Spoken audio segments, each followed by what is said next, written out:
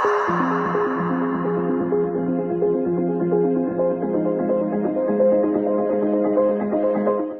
ladies and gentlemen. I'm Aditya Johari, Python and a machine learning enthusiast, and you're watching Excel.by, aka Excel with Python.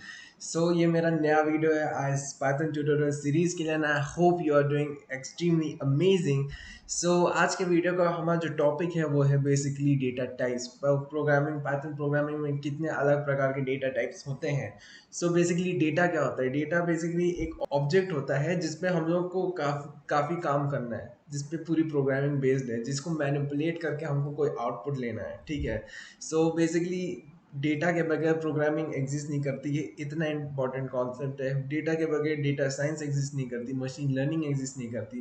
तो जिससे पहले कि हम लोग ये प्रोग्रामिंग सीखें, हम लोग को ये जानना बहुत ज़रूरी है कि डेटा टाइप्स कितने कैसे होते हैं, उनको कैसे मैनिपुलेट किया जाता है, उनकी क्या क्या एप्लीकेशंस हैं.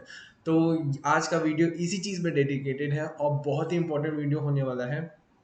और ये कॉन्सेप्ट इतना इम्पोर्टेंट है और इतना बड़ा है कि इसको मुझे शायद 2 या 3 पार्ट्स में भी बनाना पड़ेगा. सो बेसिकली ये वीडियो आप एंड तक देखिएगा. आज के वीडियो में मैंने काफ़ी पॉइंट्स डिस्कस किए हैं बेसिक डेटा टाइप्स के बारे में. और चलिए वीडियो शुरू करते हैं आज का. तो चलिए बात करते हैं डेटा टाइप्स की. डेटा टाइप्स क्या होते हैं. तो बेसिकली यहाँ पे मैं जो डेटा टाइप्स वर्ड रेफर कर रहा हूँ, इसका बेसिकली वही मीनिंग है कि पाइथन ने जो हमको बिल्ट इन डेटा टाइप्स दिए हुए हैं ऑलरेडी, जो हमें एक set of built in data types दिए हुए हैं, उसको मैं रेफर कर रहा हूँ. अब बिल्ट इन डेटा टाइप्स क्या होते हैं. बेसिकली ये वो डेटा टाइप्स होते हैं जो पाइथन ने हम लोग को ऑलरेडी प्रोवाइड करके रखे हुए हैं. ठीक है. हम लोग को खुद से वो डेटा टाइप बनाने की ज़रूरत नहीं है. ठीक है. इसके अलावा यूज़र डिफाइंड डेटा टाइप्स होते हैं जो हम लोग खुद से बनाते हैं. ठीक है. उसको ज़्यादा कस्टमाइज़ कर सकते हैं, उसको अपने एप्लीकेशन के हिसाब से हम लोग मोल्ड कर सकते हैं. वो लोग बाद में सीखेंगे ऑब्जेक्ट ओरिएंटेड प्रोग्रामिंग के बारे में. ठीक है. चलिए समझते हैं अपने पहले डेटा टाइप को, दैट इज़ इंटीजर्स. ठीक है. तो इंटीजर बेसिकली एक न्यूमेरिक डेटा टाइप है. इसमें इस नंबर स्टोर होते हैं. और बेसिकली मैथ में जो इंटीजर्स का कॉन्सेप्ट है जो हम लोग पढ़ा था अपने स्कूल टाइम्स में, सेम यहाँ पर भी है. ठीक है. तो इंटीजर क्या होता है. बेसिकली 1 2 3 4 ये जो नंबर्स होते हैं. ठीक है. डेसिमल नंबर्स इसमें नहीं आते हैं. ठीक है. डेसिमल नंबर्स अलग डेटा टाइप होते हैं. पाइथन उसको अलग तरीके से समझता है. ठीक है. तो इंटीजर्स क्या होता है. बेसिकली जो इंटीजर्स जो मैथ्स में होते हैं, सेम सेम कॉन्सेप्ट यहीं पर है. ठीक है. तो अगर हमको एक एक वेरिएबल में स्टोर करना है इसको, तो हम लोग कैसे करेंगे. इंटीजर नेम लेते हैं. ठीक है. वेरिएबल का नाम इंटीजर लेते हैं. ठीक है. और इसमें जैसे मेरे को स्टोर करना है इंटीजर 10. ठीक है. अब इसको मैं प्रिंट करना चाहता हूँ. ठीक है. तो यहाँ पे मैं इंटीजर लिख दूंगा. ठीक है. अब मुझे 10 वैल्यू ये प्रिंट करनी है. तो ये कैसे होगी. ये यहाँ पे 10 वैल्यू प्रिंट हो गई. ठीक है. आराम से हमारा कोड रन हो गया. अब पाइथन को इस वैल्यू को मेमोरी में स्टोर करना होगा ना. तो मेमोरी में कैसे स्टोर होगा. बेसिकली इसके लिए जो आपको जो साइज डिफाइन होती है वो है 4 बाइट्स. ठीक है. सो बेसिकली पाइथन इस वैल्यू को 4 बाइट्स के मेमोरी सेगमेंट में स्टोर करेगा. ये जो 10 वैल्यू है. ठीक है. इसको 4 बाइट्स के मेमोरी सेगमेंट जो होगा आपकी मेमोरी का, उसमें स्टोर करेगा. तो ठीक है. तो ये एक 10 वैल्यू जो है. ठीक है. ये आपके मेमोरी के 4 बाइट्स यूज़ कर रहा है. ठीक है. अब ये कैसे यूज़ होगा. ठीक है. अब ये जो 10 है वैल्यू. ठीक है. ये इंटीजर वेरिएबल के मेमोरी में जाकर स्टोर होगा. मतलब ये जो इंटीजर वेरिएबल है. ठीक है. जिस मेमोरी सेगमेंट को पॉइंट कर रहा है ये, वहाँ पर जाकर ये 10 वैल्यू स्टोर हो जाएगी. ठीक है. अब ये कैसे स्टोर होगा. ये बाइनरी फॉर्म में होगा. ठीक है. तो बेसिकली इसका होता है 0 1 0. ठीक है. सो ये बाइनरी फॉर्म में है. ठीक है. 10. ठीक है. ये बाइनरी रिप्रेजेंटेशन है. ठीक है. अब ये बाइनरी रिप्रेजेंटेशन 4 बाइट्स में होगा. मतलब कितने बिट्स का होगा ये. 32 बिट्स में आएगा. ठीक है. तो 32 बिट्स के अंदर ये 10 वैल्यू स्टोर होगी. मतलब ये हो गए. ये तो 4 बिट्स हो गए. साथ में इसके आगे 28 जीरोस और ऐड हो जाएंगे. ठीक है. सो ये कुछ इसे सिमिलर रिप्रेजेंटेशन में शो होंगे. मैं पूरा ही दिखा देता हूँ आपको. ठीक है. तो बेसिकली 28 रिप्रेजेंटेशन करने हैं. तो यहाँ पे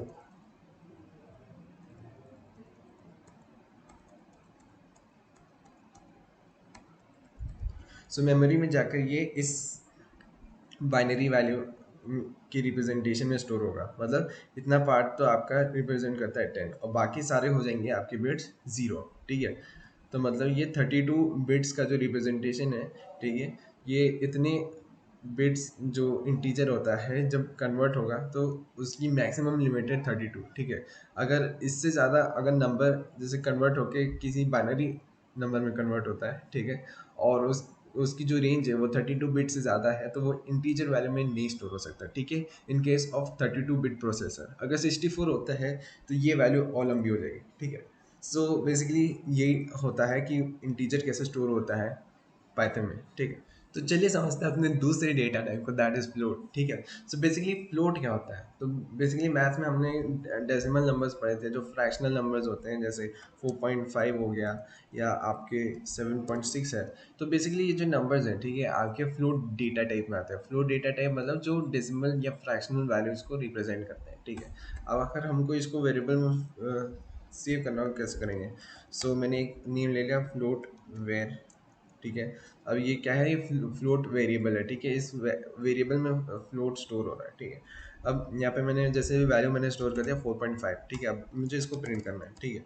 सो क्या होगा, फ्लोट वैर मैंने इस यहाँ लिख दिया, ठीक है। अब इसको मैं प्रिंट कर लूँगा, आराम से प्रिंट हो जाएगा, देखिए 4.5 आपका आ गया, ठीक है।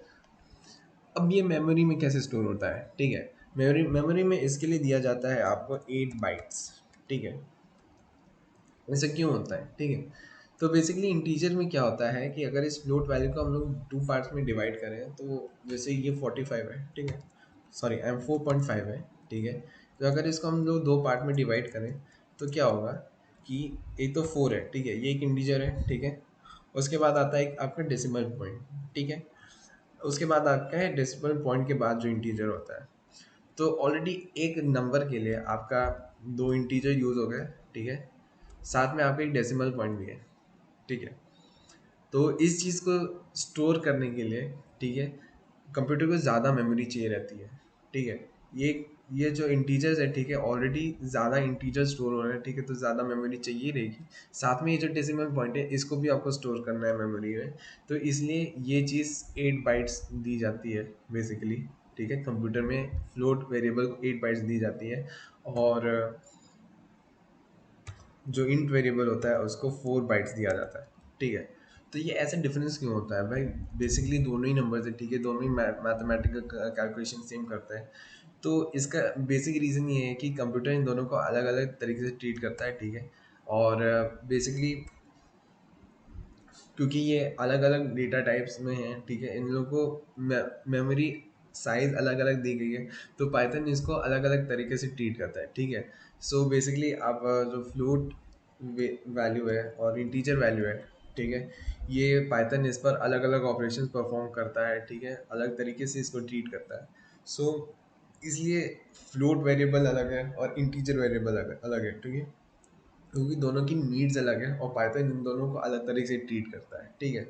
दोनों ही नंबर्स हैं, ठीक है, दोनों ही न्यूमेरिक टाइप्स हैं, लेकिन दोनों के कैरेक्टरिस्टिक्स अलग हैं, इसलिए पाइथन इन दोनों को अलग तरीके से ट्रीट करता है, ठीक है। चलिए देखते हैं अपने थर्ड डेटा टाइप को, दैट इज स्ट्रिंग्स, ठीक है। अब स्ट्रिंग क्या होता है, स्ट्रिंग बेसिकली हमने जो प्रीवियस डेटा टाइप्स पढ़े थे वो आता है category that is numeric data types, ठीक है। पाइथन में जितने भी न्यूमेरिक डेटा टाइप्स हैं that is integer and float, ठीक है, वो एक न्यूमेरिकल डेटा टाइप है। अब स्ट्रिंग है, ये अलग कैटेगरी में आता है, ये है टेक्स्ट डेटा टाइप। टेक्स्ट मतलब जिसमें आपके अल्फ़ाबेट्स भी आते हैं, आपके नंबर्स भी आते हैं, आपके स्पेशल कैरेक्टर्स भी आते हैं, ठीक है। तो बेसिकली टेक्स्ट क्या करता है, डील्स विद कैरेक्टर्स, ठीक है। टेक्स्ट अल्फ़ाबेट्स नहीं होते हैं, ठीक है। काफ़ी लोगों को ये कन्फ्यूजन रहती है कि कैरेक्टर मतलब अल्फ़ाबेट्स, ठीक है, लेकिन ये ऐसा नहीं है कॉन्सेप्ट। इसमें हर एक कैरेक्टर का मतलब है एक कोई भी सिंबल, ठीक है। ए भी एक सिंबल है, ठीक है, ये कैपिटल भी एक सिंबल है, ठीक है, वन भी एक सिंबल है, ठीक है, और ये सेमी कॉलन भी एक सिंबल है, ठीक है। तो ये एक इंडिविजुअल कैरेक्टर है, ठीक है। पाइथन इन सबको कैरेक्टर डिटरमाइन करता है। और ऐसा क्यों होता है, क्योंकि ये ASCII प्रोटोकॉल के अंदर आता है कि ये ASCII टेबल होती है बेसिकली, कि जो डिफाइन करता है कि ये कैरेक्टर्स का कोड क्या है, ठीक है। तो हर एक कैरेक्टर का एक कोड होता है और उसके हिसाब से पाइथन समझता है कि ये कौन सा कैरेक्टर है, ठीक है। तो आपको स्क्रीन पे अभी ASCII टेबल दिख रही होगी कि यहाँ पे मैंने दिखाया है कि ये बेसिकली हर एक कैरेक्टर का एक पर्टिकुलर कोड होता है, ठीक है, इस प्रोटोकॉल के हिसाब से। और पाइथन फिर उसको उस कैरेक्टर कैरेक्टर कोड से उस कैरेक्टर को रेफर करता है, ठीक है। इसके बारे में हम लोग और जानेंगे आगे, ठीक है, फर्दर वीडियोस में, आगे की वीडियोस में। अभी जानते हैं कि स्ट्रिंग क्या होता है, ठीक है। तो जैसे कि हमको एक स्ट्रिंग वैल्यू स्टोर करनी है, तो मैंने एक वेरिएबल दिया स्ट्रिंग, ठीक है। अब मैंने इसमें वैल्यू लिख दिया, जैसे मैं अपना नाम लिख देता हूँ, चलिए आदित्य, ठीक है। अब ये जो आदित्य नेम है, ठीक है, ये स्ट्रिंग वैल्यू को, इसको पाइथन को कैसे पता चलेगा कि ये एक स्ट्रिंग वैल्यू है, ठीक है। तो उसके लिए हम लोग इसके बाहर, ठीक है, डबल इन्वर्टेड कॉमा यूज़ करेंगे, ठीक है। तो एक ओपनिंग इन्वर्टेड कॉमा, फिर और एक क्लोज इन्वर्टेड कॉमा, और इसके बीच में आपका जितना भी टेक्स्ट है, ठीक है, आपका जितना भी स्ट्रिंग है, जैसे मुझे लिखना है I am very happy today, ठीक है। तो स्पेलिंग मिस्टेक हो गई, ठीक है। सो ये जो सेंटेंस है, ठीक है, ये मैंने सेंटेंस लिखा, ठीक है। अब लोग मल्टी लाइन के भी सेंटेंसेस लिख सकते हैं, ठीक है। सो बेसिकली यहाँ पर ये जो स्ट्रिंग है, ठीक है, ये जो सेंटेंस है, इसको अगर हम लोगों ने ये डबल इन्वर्टेड कॉमास के बीच में लिख दिया है, ठीक है, तो पाइथन समझेगा कि ये एक स्ट्रिंग है, ठीक है। लेकिन ये तब समझेगा कि ये जब ये डबल इन्वर्टेड कॉमास के बीच में होगा। अगर इसके बाहर भी एक है ना आपका कैरेक्टर आ गया, जैसे 2 3, ठीक है, तो ये एक स्ट्रिंग नहीं है, ठीक है। पाइथन के लिए ये एक अलग टोकन है, ठीक है। टोकन मैंने बताया था अपने पहले वीडियो में कि टोकन्स क्या होता है, ठीक है। तो ये भी एक टोकन है, ठीक है, कंप्लीट एक टोकन है, ठीक है। इसमें अलग अलग कैरेक्टर्स है, आपका आपका पॉइंट भी है, आपका अल्फ़ाबेट कैरेक्टर्स भी है, आपका स्पेस कैरेक्टर भी है। स्पेस भी एक कैरेक्टर होता है स्ट्रिंग में, ठीक है। और अगर इसको हम लोग रन करना चाहें, इसको हमको प्रिंट करना है अगर, तो इसको प्रिंट भी कर सकते हैं, ठीक है। और ये हमारा सेंटेंस बाहर आ गया, ठीक है। तो देख सकते हैं कि हम लोग को जो इसके अंदर, इसके अंदर जितने भी कैरेक्टर्स थे, ठीक है, सारे एज अ स्ट्रिंग प्रिंट हो गए, ठीक है। अब इसका हम लोग को टाइप भी जानना होगा, ठीक है, इसका डेटा टाइप, तो हम लोग टाइप फंक्शन यूज़ कर सकते हैं, ठीक है। तो यहाँ पर ये जो वैल्यू रिटर्न होगी ये प्रिंट हो जाएगी, ठीक है। तो देख सकते हैं इसका क्लास एस टी आर मतलब स्ट्रिंग, ठीक है। तो ये क्लास क्लास बेसिकली एक built in built in class है, ठीक है। क्लास एक यूज़र डिफाइंड डेटा टाइप होता है, जैसे मैंने वीडियो के शुरू में बात की थी, ठीक है। और बेसिकली ये स्ट्रिंग क्लास से बिलोंग करता है, ये जो वैल्यू है, ठीक है, ये उसका एक ऑब्जेक्ट है, ठीक है। जैसे 1 था वो इंटीजर क्लास को बिलोंग करता था, 4.5 वो फ्लोट क्लास को बिलोंग करता था। तो वो बेसिकली बिल्ट इन क्लासेस हैं, और जिसको हम लोग डेटा टाइप्स कहलाते हैं, बिल्ट इन डेटा टाइप्स, ठीक है। सो बेसिकली ये स्ट्रिंग भी एक बिल्ट इन डेटा टाइप्स है, और इसकी काफ़ी इंटरेस्टिंग प्रॉपर्टीज़ हैं जो मैं नेक्स्ट वीडियो में बात करूँगा, ठीक है। क्योंकि वीडियो काफ़ी लंबा हो गया है और इसके प्रॉपर्टीज़ जानना बहुत इंपॉर्टेंट है, ठीक है। तो ये जो स्ट्रिंग है और जो बाकी डेटा टाइप्स हैं, उसके बारे में मैं नेक्स्ट वीडियो में बात करूँगा, ठीक है। So that was all about today's video, and और आज हमने समझा about integer data type, float data type, string data type, उन सबको कैसे मैनिपुलेट करते हैं, उनका क्या एप्लीकेशन है, वो सब मेमोरी में कैसे एलोकेट होते हैं, मेमोरी एलोकेशन उसके बारे में, इन सब चीज़ों को हमने डेप्थ में समझा।